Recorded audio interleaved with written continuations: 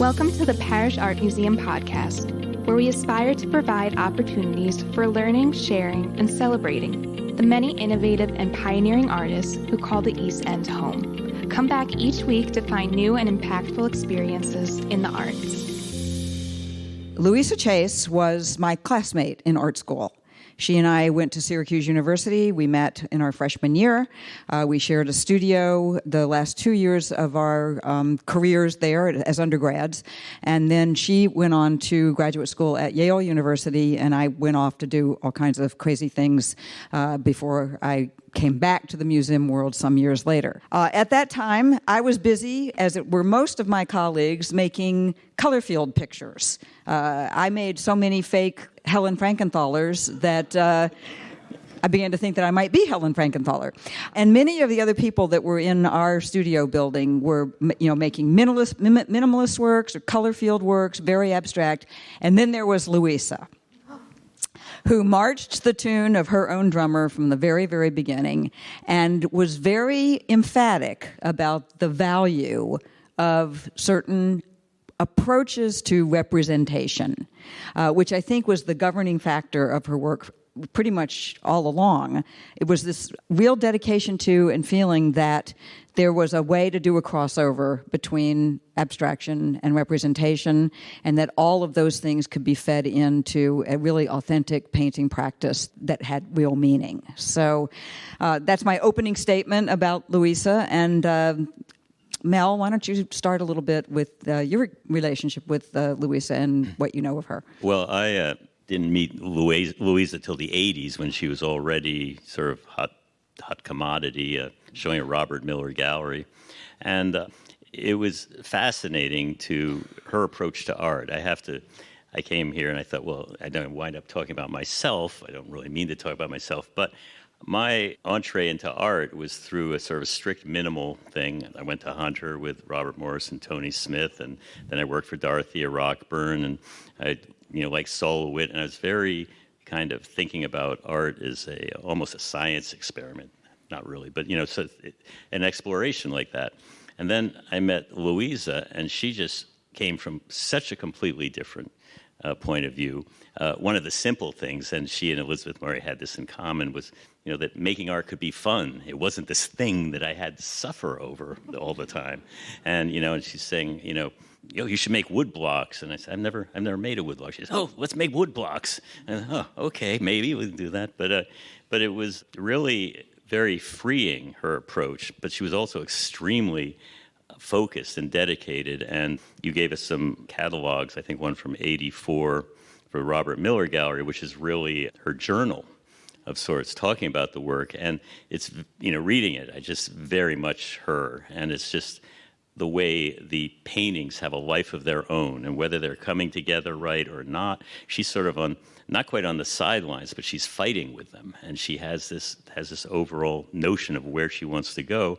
But it just was a completely different thing. You could say it was more locked in emotion, and but simultaneously she was totally involved with process and how to make things. And I think that part of her early work was, we can go into that, was very much involved in this process that she had developed actually, which was the encaustic, and I don't know, maybe getting ahead, maybe we should go to what you, but okay, well, just to say what Louisa was like. So I was looking at that and I said, how did you figure this out? Because she was, doing something, painting on, then scraping away and getting this great line, this great drawing. And she said, oh, I stole that from a student in Chicago. And I said, what? And she said, she wasn't doing anything with it. So anyway, but she's very, very open about that, and just the working process, and very funny. That's important to note, because there is a lot of humor in her work. Mary, how did you first come to know Louisa? Well, she lived in my neighborhood in New York, and so I saw her around mainly in all the bars.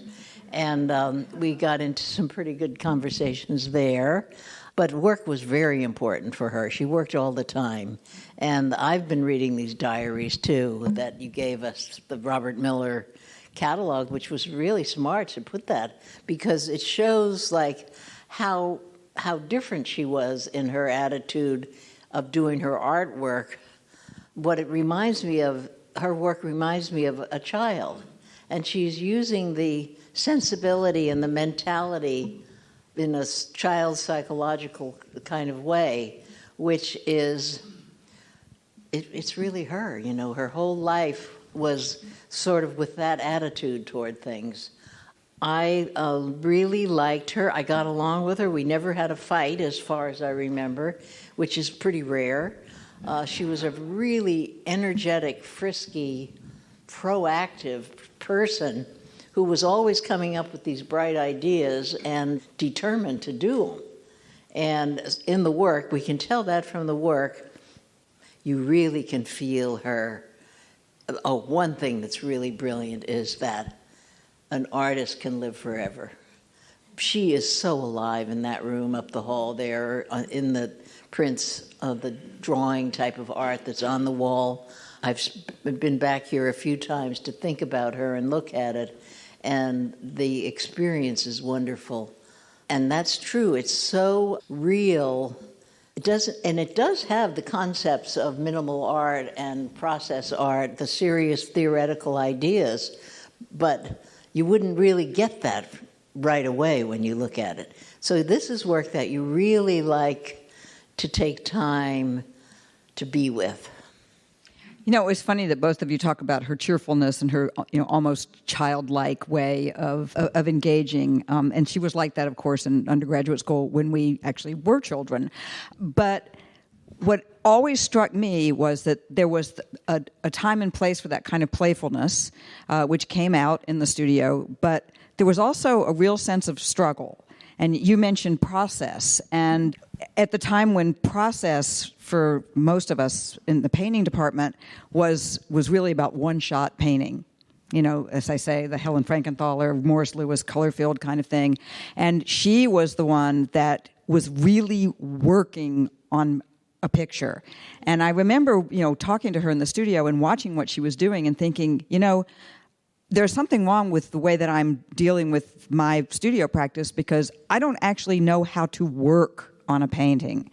And when you read those journal entries in that Robert Miller catalog, what you hear from her is that she would work in the studio all day on a painting and end up at the end of the day by actually scraping most of it off and going back the next day and starting over. And all the layers of paint and pictures like this, they sort of remind me of those little scratch pads we used to make when we were in grammar school where you put down all the colors and then colored over it with black and then scratch through it so that you'd have red, blue, green, and all those kinds of things, which is essentially what she's doing. There's so many layers there. But this is not one-shot painting. This is somebody working and in some instances really struggling. And partially what I think she was struggling against was the tyranny of the grid, the tyranny of minimalism, the tyranny of the war that was going on in her own head about, is it okay for me to actually make pictures of things? Is it okay to paint, the green seascape? Is it okay to have hands in my pictures? And, what does that really mean? And bodies and things like that. And then should I obscure them with scribbling? And you see all of that playing out, that conversation playing out on the pictures. Yeah, right in there. And I see what you have here. But what is really nice about this show and this room is that when I met her, what I was talking about, they were all, each painting was more or less an image that she fought with for a while. And she says, whether it was St. Joan, fire, trees, squall, undertow. I mean, she had these ideas that were very emotional, and she would destroy them, scrape them, or go into the studio and be completely surprised by what she'd done before. And it was constant work. But she also had this ideas about what art should be, which I think you were alluding to, like beyond that. And she felt that she wanted to drop images. And that's where we start with the color of the squares and the same method of drawing. And it was hard for her because I think she showed at a hotshot gallery that sold all the work and everybody wanted more. And she did what many artists, have to do. Some artists never do. She wanted to change her work. And I don't think that the audience was there in the beginning. But she, very clearly, as we look at the work, she was doing it, like the Yellow Spooks one. And these are, to my mind, major paintings. And there's no, unless I'm missing something, there's no image in it. Oh, there is. Okay. There's a head and a body Yeah. and a hand, but it takes a while for that to emerge. Yeah, no, but it's and the other thing that I love is she was not a very big person. This painting's tremendous, and she had no bones about pulling out the most giant canvas in the world and just going to work at it. She didn't go, oh, should I do this? Maybe I should do this smaller or something. And so, but I really think that was continuing. If you look at the show, onto the latest pieces was this struggle she had with her idea of what art should be, and unfortunately, I don't think she was met halfway by the people viewing it. But, people would say, oh, that was Louisa when she was good, which I hate. I've heard that said about many artists, and I kind of go, if you believe in an artist, you ought to take a look at what they're doing and really think about it. And I think that this shows that it all pays off, really well when we start looking at, unfortunately she's not here, but looking at the strength and the breadth of her career. She really,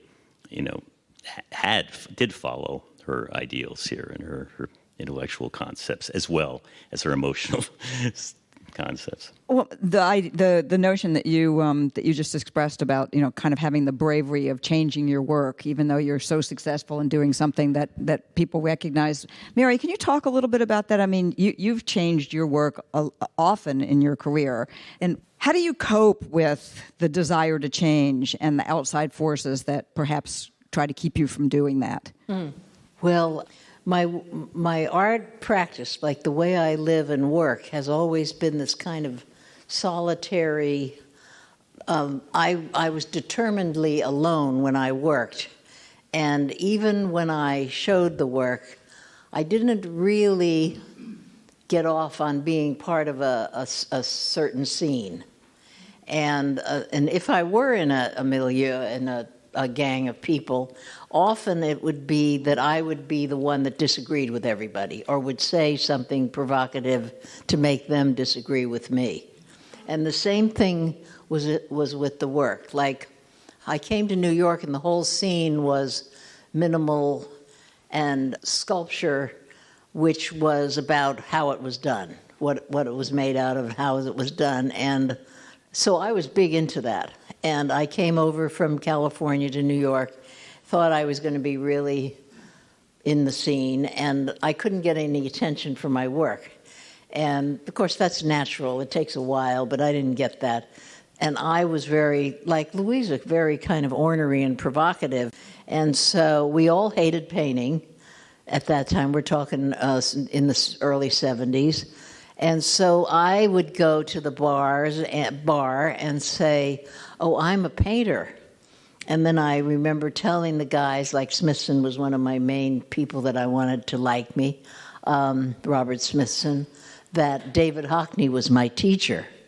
And he was really great. And we were doing sculpture, but we studied with David because none of the painters wanted to take his class because they were all kind of middle-of-the-road conservative, and he wasn't. And so people just scoffed and then I'd say I was a painter, and then everybody would hate me in that scene. So I kind of liked that. And then I was making like finger paintings because I was teaching little kids, and I got inspired to do finger painting by them. And it was acrylic, and you could make it really thick and then dig through it. I was just saying that's very apropos. Yes, It right. looks a little bit like a finger painting. Right. And same with Spooks, the yellow one before. So it was almost like sculpture, only it was, alleged to be painting. I'm curious because I realized that Louisa came to New York from Yale, and she was lucky enough to immediately get work, which very few people did, teaching at SVA. But she also had a show at Artist Space, and I'd had one there a year or two before, and I don't remember it. And she said, oh, she did sculpture. Do you remember her sculpture at all? No, I don't. No, I don't either. And, when she did come to the city after Yale, it was actually at a time a little bit different than when you came just, 5 or 6 years earlier, when painting was actually resurging. And people like Susan Rothenberg and Lois Lane and expressionistic people were actually becoming part of that conversation in a way that it hadn't been before. And I think that, in a certain sense, it was to her advantage to turn up in 1984 after graduate school, because what she had done and established in her own career as a painter was not as denigrated as it had been when you turned up. But, it puts me in mind of what happened to an artist like Larry Poons, for example, when you were mentioning wanting to change your work. Everybody loved his big dot paintings that were kind of on the cusp between expressionistic and minimal. And, of course, dots were a big thing. And Larry, people were talking about how they were exploded Ben-Day dots from Roy Lichtenstein's, etc. And then he just didn't want to make them anymore, and then started doing something completely different, and the reaction was very negative. And I do think that Louisa had to cope with that also, as you mentioned. It's like, okay, I did this, and now I really feel like I want to move on. And where's the support for wanting to grow as an artist? She's actually sought out Phil Guston as her idol, and everybody, I think, painting in the late 70s, early 80s, he was the figure who actually had changed his work and made it work. People, shocked people, and they accepted it. So he went from totally abstract to this cartoony, figurative, which was also very physical and paint all over the place. But it was typical of Louisa, and I view this as how serious or how fearless she was, is she goes and calls him up and visits him. And so, that's if she saw something that interested her, she went right after it. So, that, and there are others too that I can't think of at the moment, but Philip Guston's the obvious one for, dealing with this ability to change your work. Do you have any idea what their conversation was like? Did she report back what had happened? No, I mean, they became friends. She was in touch with him all the time for a period of time, and she has a piece of his. So I know that they were close to a degree, but I don't know. But no, he said those great things that remind me when you say, that whole thing about being in the studio by yourself. Mm-hmm. And actually, I felt slightly chastised to even talk about the audience when I was talking about Louisa's work, because that wasn't it at all. I'm just saying from an outside point of view. That's what that was. She was completely in her head doing, what she thought was, art should be. So she was not thinking about the audience ever. Mary, you're wearing a hand jewelry, and I asked you when you came in if that was in Louisa's honor, because there was a period of time when hands were a major icon for her. Did you ever talk to her about the actual images that she used over and over again in her painting? No, not really. I spent a lot of time with her, but it was mostly her talking. And yeah, that sounds about right. and me listening and watching, and I'm sorry, everybody, I really can't remember that much about what went on between us, except that I do remember her incredible energy and how incredibly ornery and irritating she could be on purpose, just for the fun of it, and it was kind of fun, because I was kind of like that too. I'm not so much like that anymore. It's better not to be that way when you're like getting on. But my experience with Louisa was mainly paying attention to her and listening to her and watching her. Something else that strikes me about the women artists of as she was coming up, you, Elizabeth Murray, maybe even to a certain extent Jennifer Bartlett, who's somewhat older, but this idea of using everyday images and making them almost like icons or archetypes that repeat over and over in the work. And they did for a long time. For Louise, it was the hand, and then she had these little kind of toy-like puppet things with the little pointy heads and the crowns and the things like that. I remember once being in the studio with her when I went down, and she was painting on the floor too. That's the one thing we all did. Nobody made easel paintings. I mean, we were supposed to do things that were huge, and so you had to put them on the floor. And she had made William Basiotes was somebody she was really interested in at the time too, and she had created on the floor a kind of a Basiotes-like atmosphere with some drawing in it, and then she had these little sculptures of little houses and little beings, and she was actually kind of playing with them, like she was, playing Dungeons and Dragons or something.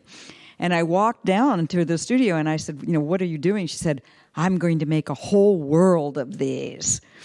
And she essentially did. As you look through the images that are on view in the galleries, and you see that there are these little icons that she developed that she used for a long time until she started scribbling them out. Yeah, I think that's an interesting point about her work.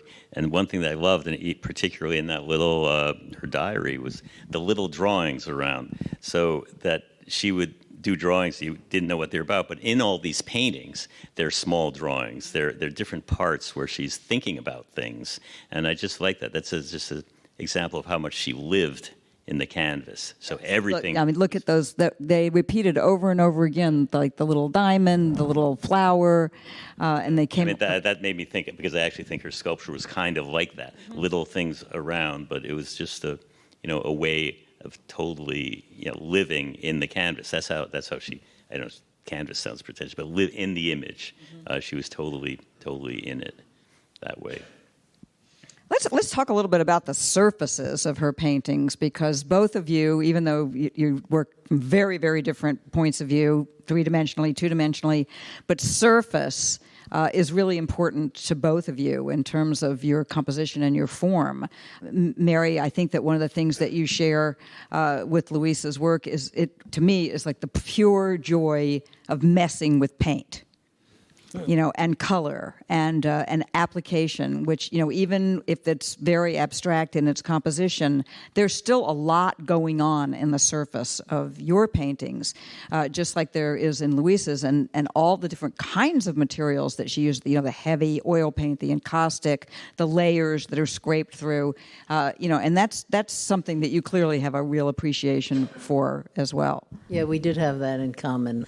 And again, it is a little bit like doing sculpture, playing with it. And one thing about Louisa that's really great for me is so that the work reminds me of the way a person thinks when they're young, when they're little. So in looking at Louisa's work, the work of her whole life, you could see the spirit of every age of Louisa in the work, starting with when she was just a little girl, and that was a big part of my thinking about work. It still is. Child psychology. Yeah. Well, I never was a painter, so I didn't. That's why I asked her how she did it. But the surfaces were beautiful. But she was an extremely physical painter, and in fact, half the paint wound up on her clothes, and that was sort of painful to watch. Her paint-covered hands smoking a cigarette in the studio, and at this point I'm going, don't do it. Yeah. But that's really, she was just too involved to consider something like that. But she was one of those people that he was kind of this. It's funny to see Larry Poons, because he really does it in that movie. Yeah, it's the mess maker point of view. And that's like a kid. That's like, you sort of get off on putting it on your face and stuff. I think that was part of it. No, that is actually a really interesting observation, especially in this early work that you see. There is a kind of a childlike aspect to it. The two smaller pictures are almost like, the happy place and the maybe not so happy place. The orange circle with the dead tree in the center. The little boat with the things flying over it, and then one of my absolutely favorite pictures of this period, The Tempest, which is very theatrical and dramatic, and almost seems like it may be sort of coming from the monsters of the id. And, what you mentioned about this childlike approach to her work may be just that there were very few barriers between what was going on in her head and what came out in the picture. It was perhaps maybe not so much editing. In her artwork and in her life, in her relationships, in the way she engaged with the world, there was no editing. And that was so she great. made herself quite vulnerable in that regard as well. Yes, and she felt it, and that was a big part of her nature, forceful and fearless, and also very frightening and vulnerable at the same time. Do either of you have a favorite picture of the works that are in the gallery at this moment? Well, no, I know you like the green one, and I think I was looking at it today. That's a beautiful painting because of how, your eyes move across it to the real obvious waves on the right to just the surge on the left. But I like those the untitled red, yellow, blue ones that just went away. that she's working with. And I also saw some very nice, which I didn't even know about, lithographs in the hallway that follow that and that were, fairly recent. I know there's a big jump till the last painting was 2011, and that's what that's the one, No, or Terrible Twos. Terrible Twos. Yeah, and that was what she was really working on at the end of her life, and she set. To my mind, she set up this practically impossible structure of that she wanted these intense, flat colors, and then she was going to paint on top of them. So she had all these canvases with all these. I don't know if you remember seeing that, but, and because she was getting rid of all the stuff that she was using, all that surface, and that's why I kind of thought, gee, that's going to be hard, and it is hard, but that's the type of things she set herself up to do, and it was pretty amazing, I think. Well, it's actually interesting to look at the works on paper too, and you think about how aggressive she was in making a painting and getting it all over herself, and not really editing and just going in there and and even scraping it off at night and making it all whole again in the morning. And then you look at the precision of what it takes to do these etchings and lithographs, and having to have an understanding of the technical aspect of that, and very unforgiving printmaking as opposed to making a painting where, if you work your painting like she did, you really can, scrape it almost all the way down to the bare bones and start over. But if you make a mistake in an etching or a lithograph, you're done, and and it doesn't go anywhere. There's no erasing, but she mastered it, and she was a master printmaker. Yeah, and that's what I was thinking when I looked at them. She managed to get the real drawing. What she printed was exactly what she was thinking somehow, that there was no kind of cleaning it up, and I thought that was remarkable. I mean, I had to look at them and see, are these drawings or are these prints, because they felt so immediate, which belies the difficulty of making them. I'm thinking of her personality working with the printmakers. It might have been pretty interesting. I love Terrible Twos also. That seems like it's the title. It's actually not, but yeah, it's beautiful. So you both gravitated to some of the newest work as the things that you thought that showed a certain kind of power, and I guess that makes a lot of sense. It's for people that are still in the studio making work, that you always want to see what the process is, and what's coming next from an artist who's a friend and a colleague. It's like, well, what are you going to do? What are you going to do next? What problem are you going to give yourself, and how are you going to solve it? Well, that's definitely, that's what I said in the beginning about what I like about this room. I mean, I know the little burning trees, but these are still, I look back at them and I know that personally they were a very kind of painful time for her, and everything was, those raw nerves. So I can't look at that and really think I like it, but I do, when she gets back to the bigger images, I think that's kind of remarkable. Yeah, so that's good. Yeah. The room is wonderful. The room is almost like, in fact, I always think about that. When you install work in a show, it's almost like doing art. It is like doing art. And so being in that room, which I've spent a lot of time in there, is really a experience of the whole place, and then all the memories of Louisa's life. Yeah, well, it was interesting for us because we worked with a guest curator from Syracuse, and he had made a preliminary selection of the work, and then we kind of came in along with him and made some additional additions to and selections, and then you get everything in the gallery. and it's like a whole bunch of personalities at a cocktail party.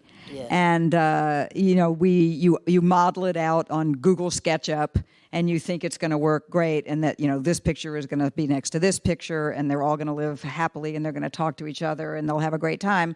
And then you do what you think is going to work, and you walk in there, and it's like, no. Yeah. And then you have to start moving things around. And it's funny what you say about it being almost like making a work of art in itself. I mean, it isn't, but it is, because essentially what you have to do is get outside yourself, or oneself, in this case, myself, get outside any preconceived notion that I might have of who was going to be next to whom in this room in order to make this work, and be quiet and let the paintings say for themselves where they want it to be. And it does happen, and it was completely different than what I had originally thought was going to happen in that room. And so I'm hoping that it does have a resonance of being like actual personalities that are talking among themselves, comparing and contrasting themselves to each other, and making a whole conversation. The room is great. I love the room. No, it works. Because there are pieces in there that are so disparate, and that I don't. No. Yes. No. I mean, it's amazing how well it works. But yeah, congratulations on that. Well, and congratulations to Louisa for making things that actually even over the course of her long span of her career, that actually can be in a room together and get along. So even though they come from very different places, from very different times in her life, and certainly very different approaches to composition and image making, they still, from the earliest piece all the way up to the newest one, have something to say to each other, which I think is a testament to her talent as an artist. I know there were a lot of people in the audience who knew Louisa, and maybe not in the same way that we're talking about. So maybe this would be a good time to open it up. If anybody has a question for any of us, we'd be happy to address that. Yeah. Yeah, I met Louisa around the same time I met Mel. Had the good fortune of representing artists in the early days of Soho and Tribeca developments. And it's very interesting to hear you talk about each other. And I'm just wondering, there was a very strong sense of community. Many artists living in close proximity in the early days of Soho and Tribeca. Elizabeth Murray, yourself, Alan Kierley, Louisa. Have we lost that? It seems that artists migrate to these areas where they find each other, and then they're so successful they get pushed out by investment bankers and lawyers. How important was that community of artists, even if you had different perspectives and worked in different ways, just the enrichment of relating to each other all the time? Well, I have to hope somebody's doing that now. I mean, because it's extremely important, and I think that that's why we came to New York, was for that community, and it was right there, and even in Tribeca and the bars but you can't, there's a whole lot of nostalgia for this time. And it wasn't that easy. Nobody could get any attention, for their work, and nobody was, making a lot of money. But ironically, we were in these spectacular spaces that everybody suddenly wanted. But no, I think that it's really unfortunate. But so many things are involved with that. The size of the art world has gotten so much bigger that it's not one place now. But those were good times, yes. It's because of us. and the whole scene, something like that, the kind of energy that came out of that period, our period, and then I guess with social media too, as everybody got to see everything. It's different. It's kind of hard for me to get used to the new art world. We have a nice scene out here, though, actually. Like, this sort of thing is intimate in comparison to a lot of other things. Although, actually, I was in the art fair the other day, and I was in the two different art fairs, a little elegant, beautiful, quiet one, and the massive one, and I really love both of them. Like, I love channeling all the energy, and even the negative part, just trying to figure out what's going to happen, But art is magic and spiritual and powerful, and I think it's really helping the world. Well, I believe that. I think everybody that's in this room probably believes that. Otherwise, we wouldn't be here. I mean, we do, I think, all believe very strongly that art does have the power to be life-changing, not only for the people who make it, but also for the people who witness it and experiencing it. And I think that that's part of the magic of Louisa's work also, I would say, for both of you as well, that having had the privilege to visit both of you in your studios, you get that sense of joy and creativity that reads not only in the making of the work, but also what happens when it leaves your studio and goes out into the world. You know, it's a completely different experience, but it's still very meaningful. The way the trope, if that's the right word for it, for back in that era, it was pretty clear, understood that artists made art for themselves and for other artists. And that was the sort of the base level of everything. That's what's changed so much with the art fairs and everything. But it's like, who are you communicating with exactly? And I still, if you want to know who a good artist is, ask an artist, because I mean they're looking. It's kind of like like Louisa doing. What can I take from it? What am I learning from it? It's got to, and if something leaves you completely cold, then there's no value to you. So we're all competitive and selfish and looking to see what we can get from someone else's art, and that's the excitement. Thank you. Anybody else have a good provocative question that can get some great answers from these guys? No? All right, I'll ask another one. Oh, ask another one. So, in view of current politics and all, was Louisa or yourself, Mary, any sense of feminism or the differential respect for women artists as opposed to male at the time? It was a big part of the deal. One reason I came into it was because it was all guys. Like, I grew up with all guys in my family and boys in my family, and so actually being part of the art scene was something like sports. And when feminism happened, I wasn't so into that. I wanted to be in a boys' game. That went away. That was kind of silly. And I think it's sort of evolution that's happening. That people figured out that we don't just have to stay home and take care of the babies in the house. That life is run a different way now than it was. Did Louisa evidence any of that in either her work or her conversations or relationships? Let me think. Can you think of anything? Not spoken, but the thing is, I think that if I could say so, we were all feminists. I mean, at that point, and right, that's a good way of looking. But interestingly, I was thinking it was through Louisa that I met her upstairs neighbor, Elizabeth Murray, on White Street, and when Louisa moved out here, she bought Susan Rothenberg's place. I know Susan Rothenberg basically through Louisa. So there are a lot of very strong women doing things and communicating with each other. And I was impressed by they're great artists. That's all I knew. And there was clearly a camaraderie and a sharing. And even though everybody was a feminist, you do have to face the fact that women artists still today, but certainly in the 80s and 90s, their mountain was steeper to climb. Oh, definitely. I mean, I can't. Yeah. Hey, it's the Day of the Women, and what am I talking about? No. But the fact that that Elizabeth Murray was her upstairs neighbor, and that she bought Susan Rothenberg's place, and I do think that even if it's not explicitly expressed, I think that knowing that you have colleagues that are working along in the same lines and are having the same struggles and are having the same successes, same failures, same feelings about what they're trying to accomplish does make the solitary nature of being in the studio much more bearable. To know that there are others out there that are that are part of your story, that are that are moving the chess pieces forward in the same way. Yeah. Louisa was born in Panama, right? And do you know when she came to the States? And do you think her having been born in Panama had any influence at all on her work? We should ask Ben, yes, her brother, who's here, because she spent no time in Panama. Ben, can you answer part of that question? Yeah. Everybody, Ben, please stand up. This is Ben Chase. He's Louisa's brother.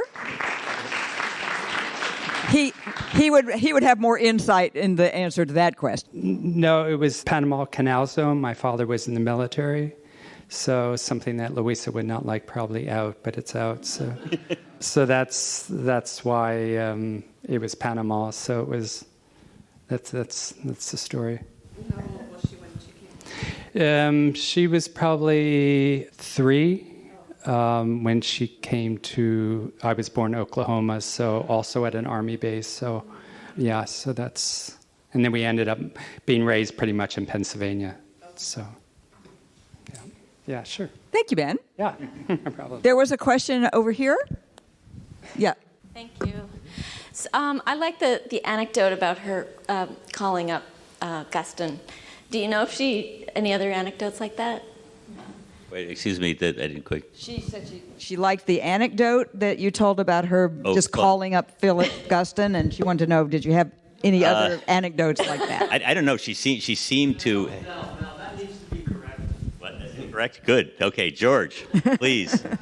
I came here knowing that there are people in the audience who know much more about this.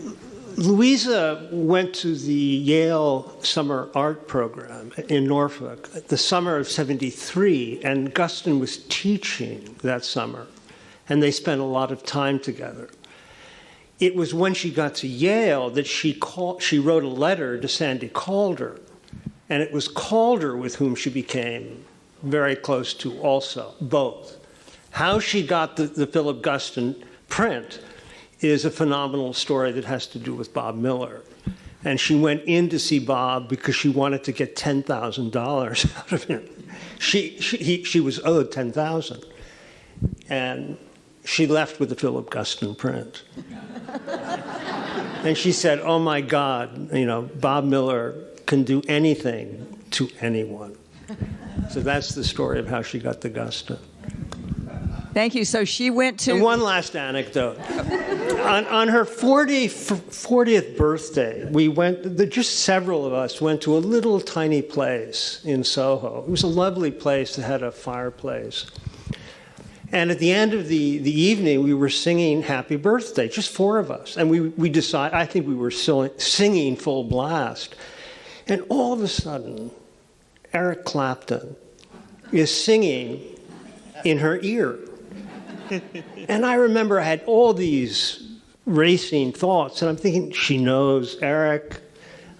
He's shown up for the birthday party. What on earth is going on? Well, he had been sitting at the table next door and decided to join in. So Louisa was thrilled, but I'll leave you. Thank you. That's really great. So she actually went straight from graduation at Syracuse University into the Yale summer program. I asked her to go there that summer specifically because they felt that she would profit from that introduction. And I think she had a great summer. And there's a great photograph. You can see her sitting next to Guston at the end of that summer. And by the way, when she made sculptures, and primarily, I think, influenced by Calder. And all the sculptures were actually little cars. And they all had niches. And they were all extremely animated and extremely beautiful. And she devoted most of her time to sculpture. It's when she got to New York and met Elizabeth Merrill that she was overwhelmed with this idea of making paintings. And you have one of the first paintings that she ever made. And she went straight into a show at Artist Space the same year that she graduated because of Elizabeth. So that Elizabeth had a huge influence on Louisa. So that was a big part of what happened to Louisa. Thank you, George. That's great information.